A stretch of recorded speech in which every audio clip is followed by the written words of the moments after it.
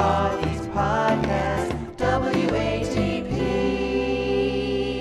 Lily Womble is a former top matchmaker turned intersectional feminist dating coach, helping you attract the right partner with a joyful AF dating life.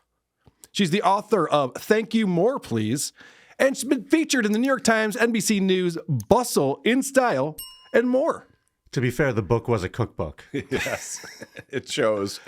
Oh, boy. I want to show you her website. We'll get there in a second. Let's start with the podcast. This is an episode she did in early November to help people who are dating during this difficult time of the election. Hey, gorgeous friends. Welcome to another episode of the Date Brazen podcast. I'm so glad that you're here for this special episode all about dating during the election. It's going to be quick and dirty. I want you to have your notes app out, taking notes, because the why behind this episode is that in this heightened time that is so important for the United States, it's important for you in your love life to have a boundaried, agency-filled plan to attract people that are aligned with your values. What the fuck? This is going to be fun. This is going to be joyful AF. This is great. Agency filled? Can I start off with, she has the perfect name for her. Yeah. That is a wobble if I've ever seen one. But she won't fall down.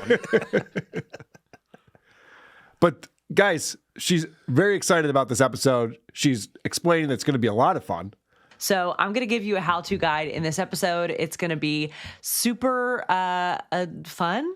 Question mark? I think yes. Get confident, stupid. I appreciate her honesty. Yeah, she had no idea. This is going to be oh, fuck. It's not going to be fun at all, actually. We're talking about the election the whole fucking time. It's going to suck. She's asking because she's never had fun before. Yeah. Is that what this is when we do these kinds of things? All right. She is striving to be intersectional. You know what that means, Vinny? The size of an intersection? Correct.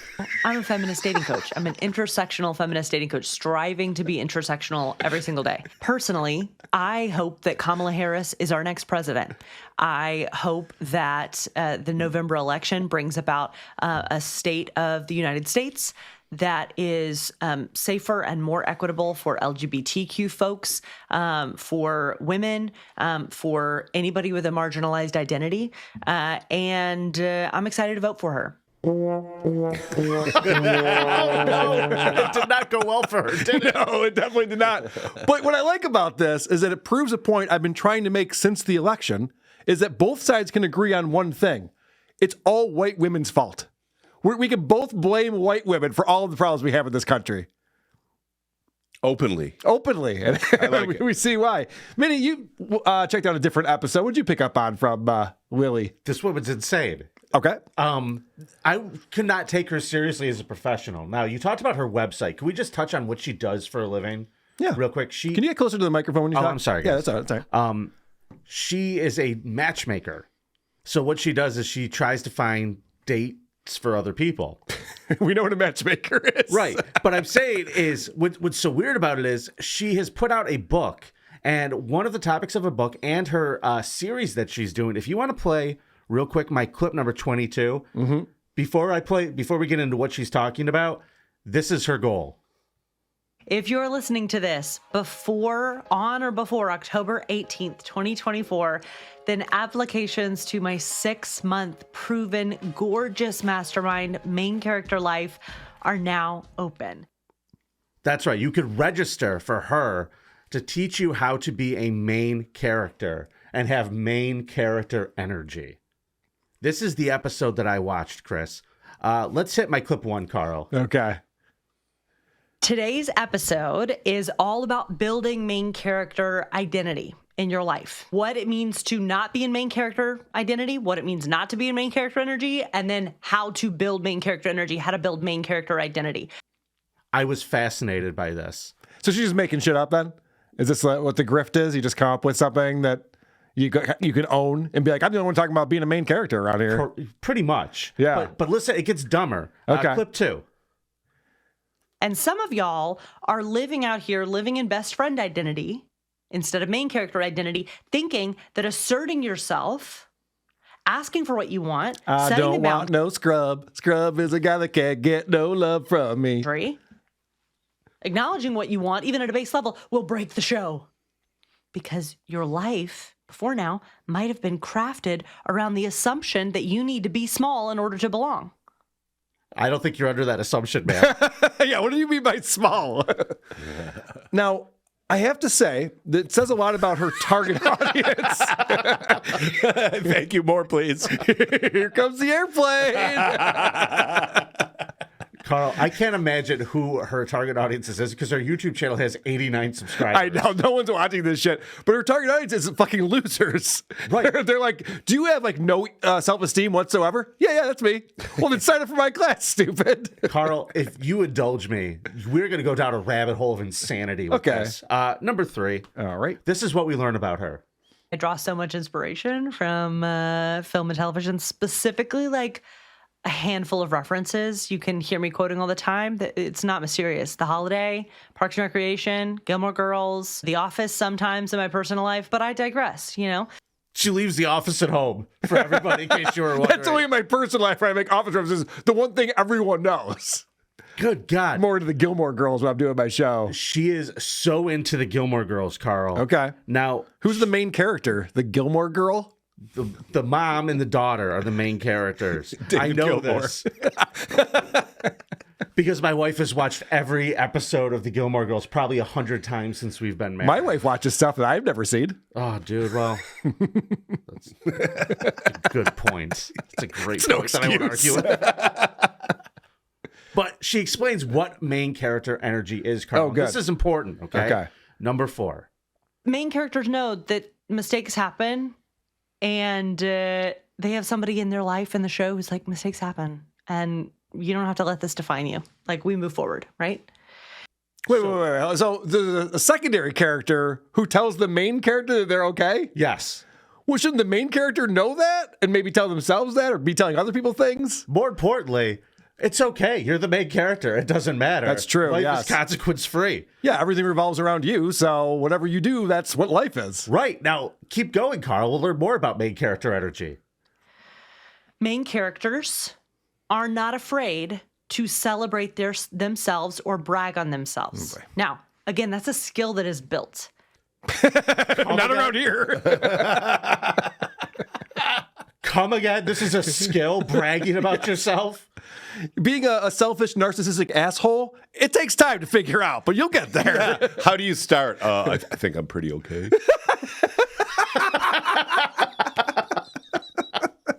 How would you rate yourself on a scale of 1 to 10?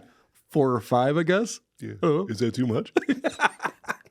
Carl, Are tell we me, doing decimals? tell me if you think any professional anything would recommend this next one. Main characters build up the courage to shoot their shot. It's all play. This is all made up, right? There's a writer's room in Gilmore Girls writing the main character arcs, writing in everything. This is your life. You get to be in that writer's room. And main characters shoot their shot, period. Okay, I have a problem with this. Really? I'll explain what it is. This would be like if each writer for the Gilmore Girls were just writing one person's dialogue and actions.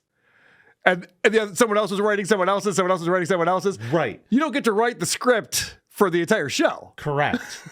This is what I am picking up on this is she's explaining how to be a complete oblivious narcissist. I like it. That is a good way to get to attract people to you. Yes. And people have no choice but to accept your main character energy, Carl. And it takes skills Oh, okay. to become a main character. Okay. So I sort of backtracked all of it. I was like, what is the line through the through line in all of this? And I identified that this is main character energy, right? It's the 3 skills. It's permission, self-trust, and massive messy action. Give yourself permission to do whatever the fuck you want to. Trust that you're right. And then who gives a fuck what kind of a mess you make and implement it? Yeah, messy action? Yeah. That sounds like a problem. That sounds like throwing the turkey at mom on Thanksgiving kind of shit, you know? You could write your own story, Carl. The world is your own make 'em up. I'm ready to be a fucking messy main character, mom. Get the fuck out of my life. Like, what the? Who are you watching? Well, she that fat self-help chick on YouTube? She breaks down what this the messy energy thing is. Okay. In this next one. What does massive messy action take? what does that require? And then I thought about it. Okay. I was like, if we're breaking it down to its simplest form, it only takes 10 seconds of courage.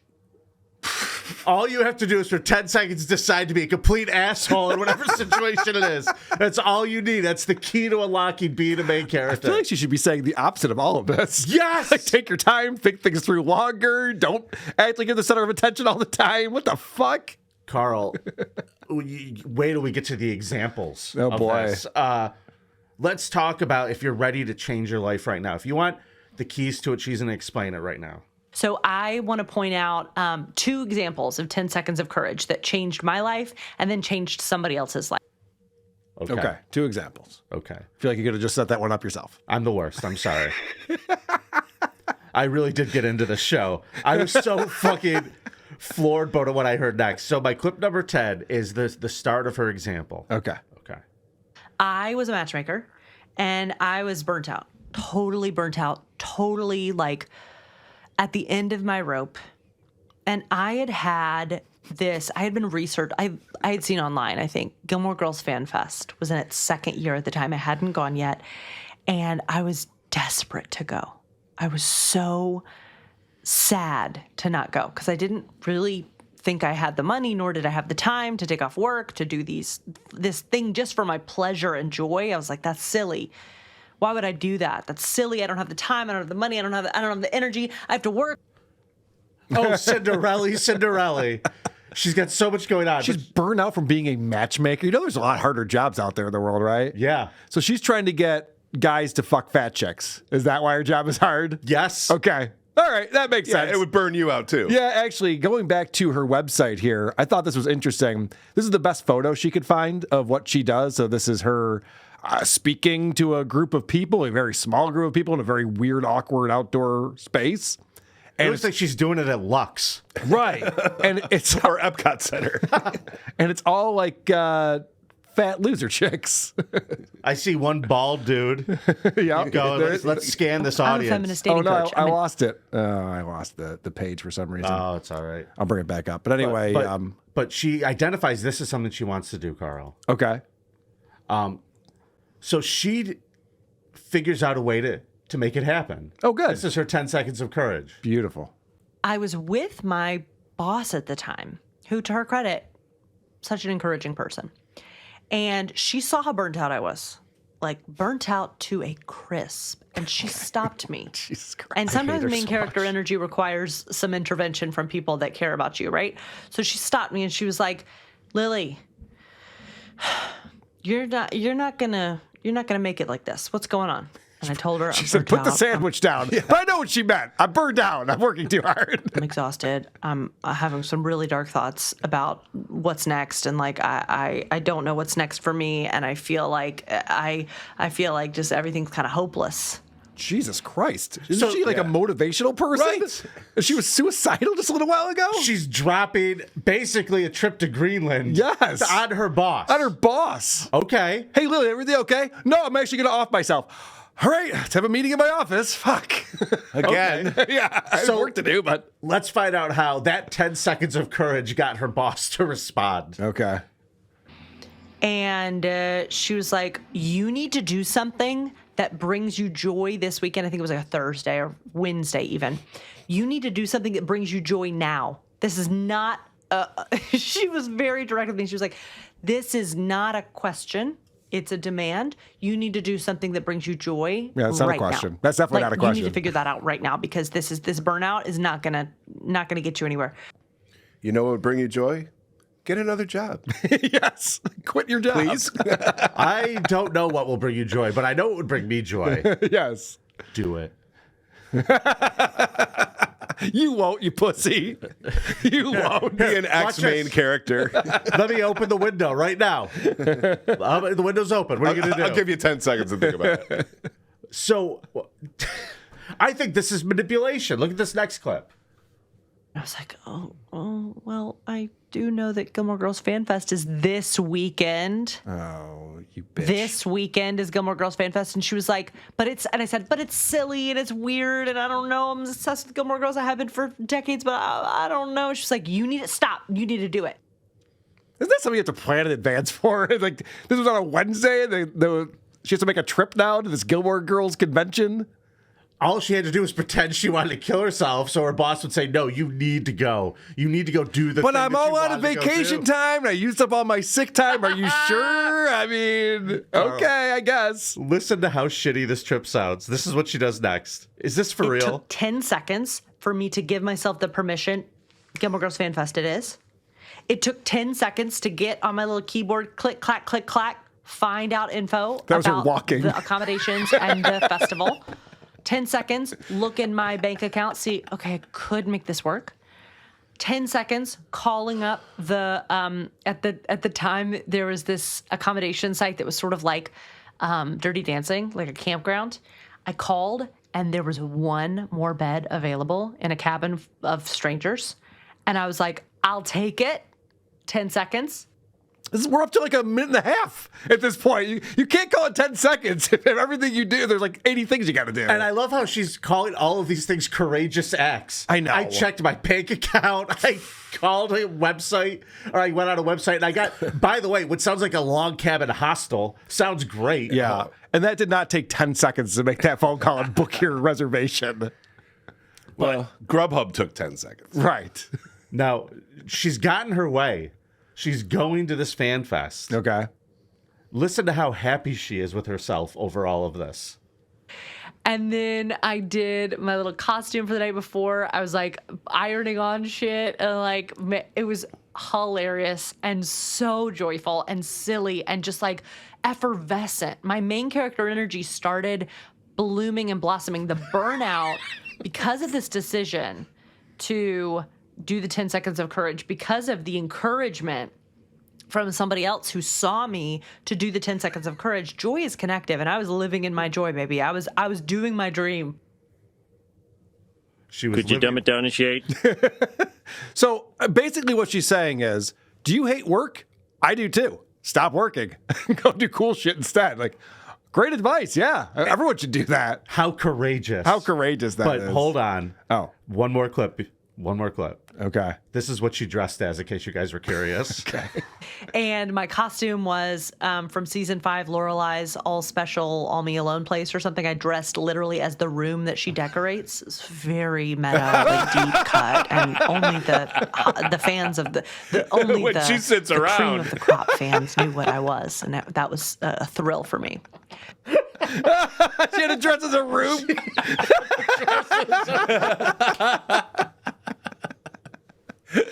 Some innocent person just tries sitting on her. But don't you I'm guys... going to sleep in her tonight. She lays around. Look at these photos that she takes of herself. It's bizarre. I can smell that one. Hey, you, I'm Lily. She loves her cleavage, too. Did you notice that? I'm fine with that. I don't know. I don't know. I don't know about that, guys. there are rumors about me, remember? She's just having so much fun. Whee! So, the feminist guide to breaking dumb dating rules and finding love.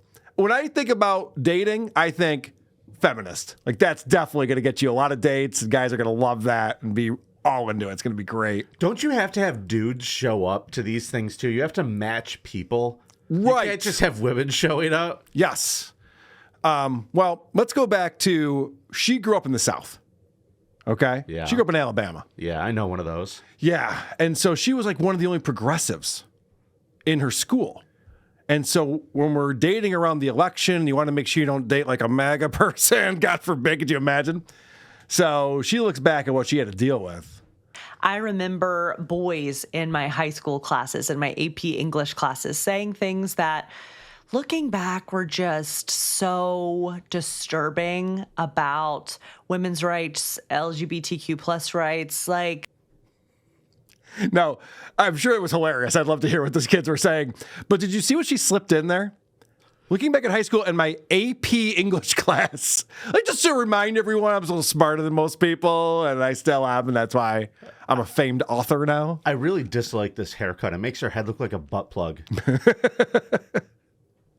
After it's pulled out. All right. So she talks about what her clients are looking for. I'm talking about if you have progressive values, if you want to date somebody with progressive values like I did in my dating life, most all of my clients want to do, then this episode is for you. So I want you to know what questions to ask, when to ask them, and how to set boundaries. All right, I'm going to help you out here. Here's a question to ask. You going to vote for Trump? Hey, nice to meet you, Bill. You vote for Trump or what's up? And here's the boundary. Yes, right. Who is the MAGA guy who's going to her? She said almost all of my clients. Right, almost all of our clients are Who's progressive. the MAGA dude who's like, I want to set some of these liberal bitches straight. Let me at them. Oh, fuck the feminism out of her. No problem at all. Lily Womble, help me find love. This is just a weird thing that she says when she's trying to figure out like the right person to date. They donate to causes that create a better world. They donate to an abortion fund. Causes that create a better world. Like, our first example was an abortion fund. Now, I am pro-choice, but like abortion's bad, right? Can we all agree on that? It's not great. It's not great. It's not a great thing. An abortion fund. That's weird. You know what? I don't know how I just noticed this, but in her backdrop, folks, Yeah, there's Miss a Piggy. picture. Well, no. I was looking at the book. There's one of her books is facing, so you can see the cover, and then Yeah. there's a stack so high of unsold copies of the Yes. book. They're not even all in the frame. She bought a lot of inventory. No, I noticed that she has Kermit and Miss Piggy back here. Famously not a good match. She dated Kermit? It's our wedding photo. Memories. All right. When should you bring up politics when you first start dating someone, guys? So here's when to bring up politics in dating. I think you need to do it sooner rather than later.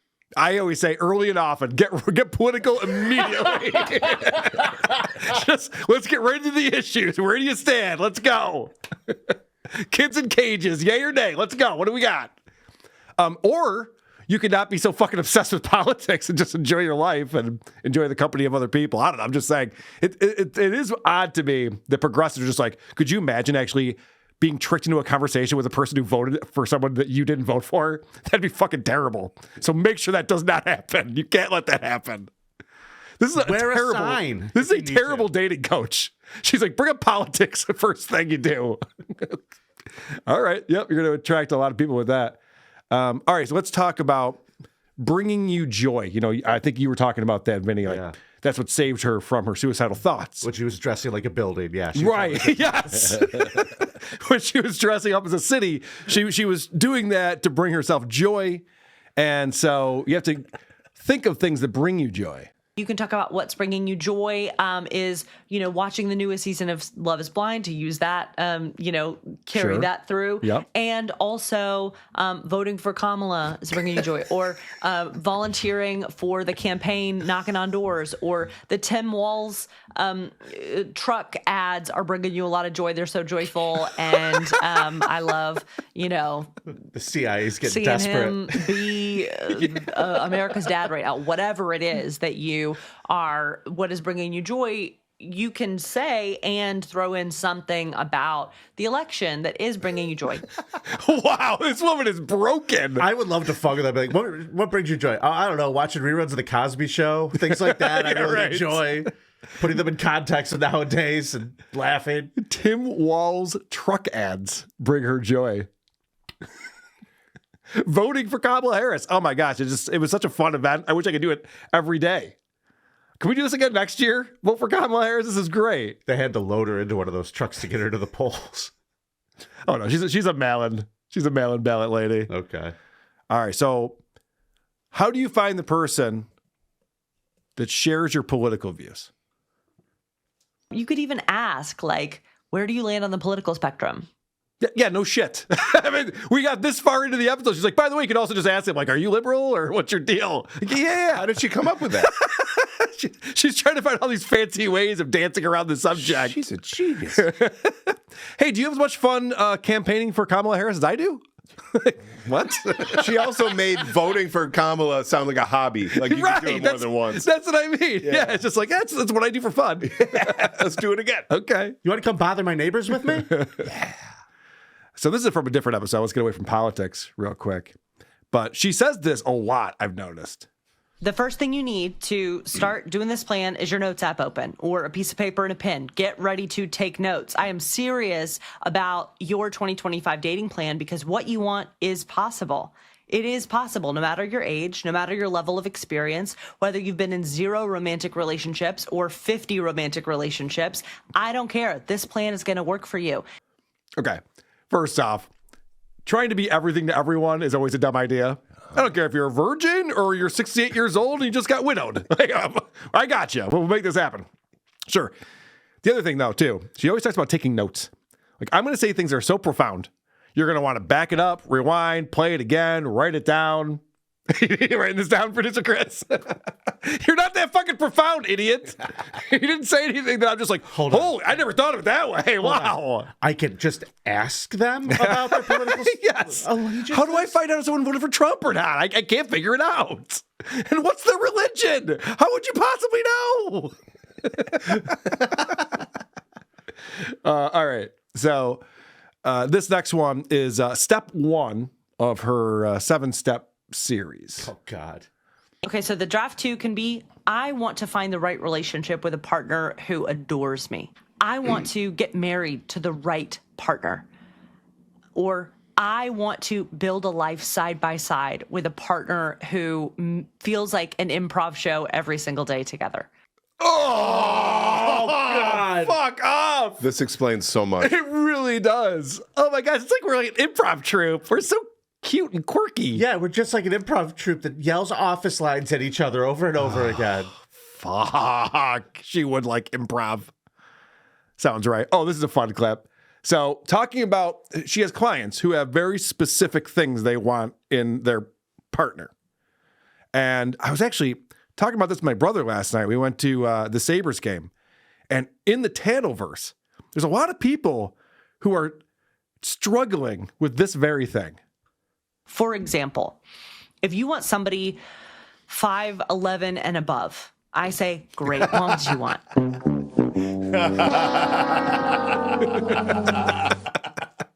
Well done. Yeah, it took me a little extra time to get Chad Zubak, Stuttering John, and VTM in there. But One room. I thought it was worth it. Why is he holding his shoe like a phone?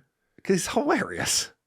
That's the Argyle sweater era of Chad Zubak. If anyone should do an Eras tour, it should be Chad Zubak and bring back all his different things that he used to do. Now, I know what you guys are thinking. No one's watching the show. No one's listening to the show. No one's buying this book.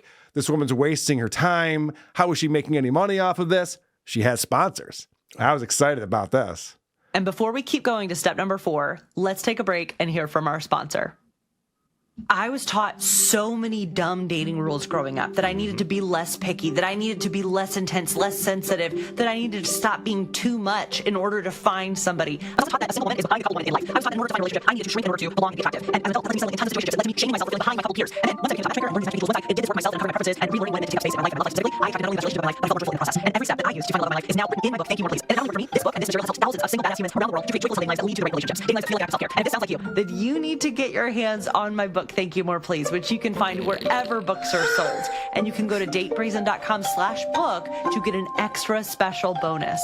The bonus is the Dating Life Fix, my top podcast episodes to get you unstuck right now. And again, you can get that bonus and my book at datebrazen.com/book, or get the book wherever books are sold and grab that bonus at datebrazen.com/book. You've got this and I've got your back. Now, let's get back to the episode. Hold on a second. That's not a sponsorship. No. She just promoted her book and then other episodes of her podcast. All I heard was book, my podcast, book. Yeah, podcast, what the book. That's not a sponsor. And that whole preamble sounded like a therapy session. Oh, yeah. We should be billing her. Buy her book, use promo code CUB. What's the other example that you came up with finding joy? Is this what we're talking about still? You know, Carl, she said that the first example was how her life changed. Yes. Oh, the 10 next seconds examples. That's right. Yes. Get The messy next- with 10-second thoughts. The next example is how someone else's life was changed. Great. What happened next year is that I decided to go again.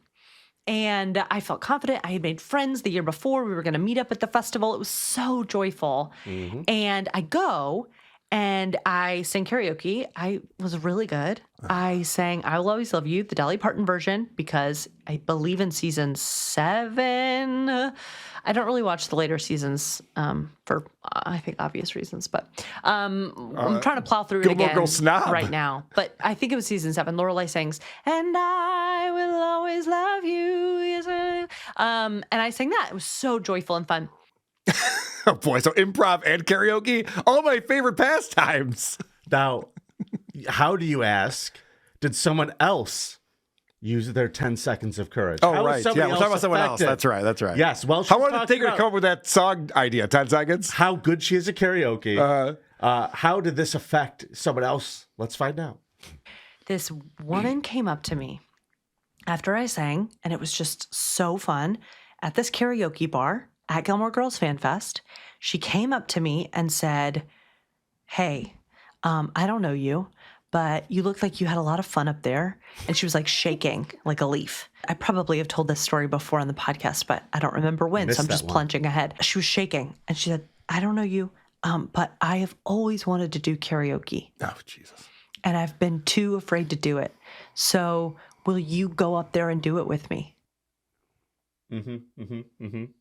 Bullshit. What do you think she said, Carl? I am calling bullshit on this story. This does not happen. It sounds like a woke dad story. It really does, right? That's what I was going to say. It's very woke dad-ash. Let's listen to her And I response. said, "It would be my honor to do karaoke with you for the first time."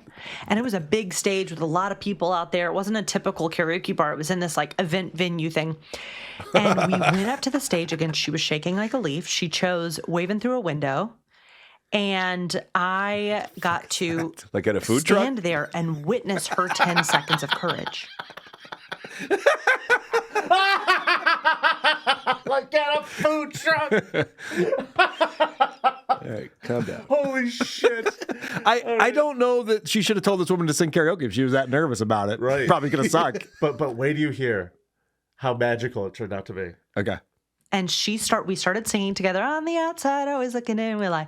And I ended up noticing that she was like stepping forward onto a bigger stage, into center stage, downstage, center stage. And I ended up removing myself and going to the side and only singing harmony on the on the chorus, and the DJ was really into it as What a well. And hero. he knew the words and the harmonies as well. So they ended up doing 3-part harmony on the chorus and let this woman take up space in front of us who had never done it before. And the crowd cheered and erupted with cheers afterward. How big was she? Yeah, right? There were cheers. Everyone was so excited. It was the greatest. And because this woman had 10 seconds of courage to ask me to go up and sing with her. How brave, Ms. Womble. How brave. This story is it's so incorrect in every single way because this woman obviously can't sing. That's why she's nervous about getting up and singing in front of people. She probably sucked. Right. And this woman's thinking that she can sing harmony. She can't. She's missing everything. This is a disaster. I want to see show the clip. Right. Play the clip of She that. realized it was going terrible and she just slunk away. We just did the harmonies, the DJ and I in the corner.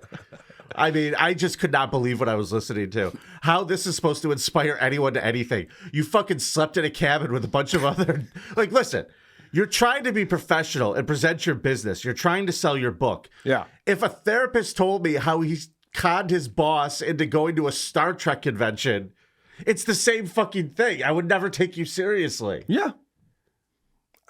A Star Trek convention is probably cooler. If I'm being honest. Yeah, you might not be wrong. Fewer virgins. But I'm just saying, this was just a really poor presentation if you want to be taken professionally, in my opinion. All right. So you're not buying it, huh? I don't think I'm going to sign up for the 6-month course, the foolproof course. You have one more clip on here. Do you want to play it? Sure. Okay. I had the best weekend of my life ever at Gilmore Girls Fan Fest because of main character energy and joy. Period. Yay. Main character energy and joy, everybody. That's the secret to having a good time at a Gilmore Girls Yay. convention. I'm so happy for Lily and her karaoke friend and her bunkmates. Who are these podcasts?